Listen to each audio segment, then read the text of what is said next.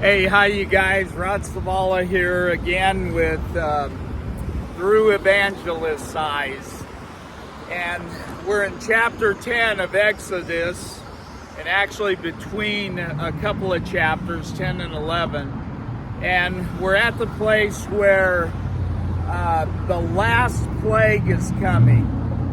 But before we get there, I wanted to just go over this statement that Pharaoh makes to Moses. Let me get to it. It's in chapter 10, verse 28. Pharaoh has just had enough of Moses and the plagues.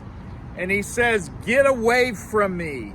Take heed to yourself and see my face no more. Get away from me." You know, there's a lot of getaways in the Bible. The word says, get away from evil. It says, get away from being a false witness. Get away from the proud look. Get away from the lying tongue. Get away from murder. Get away from a wicked heart, a heart that just doesn't care for people. Get away from stealing, from coveting. Get away from false gods.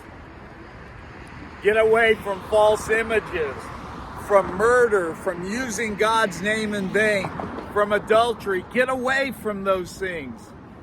So, excuse me, in one sense, Pharaoh was onto something, get away, but he was telling the wrong person to get away.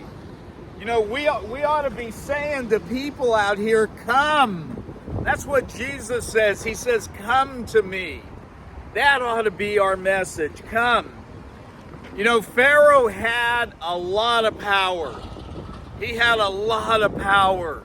And you and I have power. We have power to choose whether we will be inviting to others. We have power to choose whether we will be quiet and just hold our tongue. We have power to choose, will I try to be more of an obedient disciple today, better than I was yesterday? I hope so. You know, what is it that you're doing with your power? What am I doing with my power that I have to choose, that God has given me to follow Him?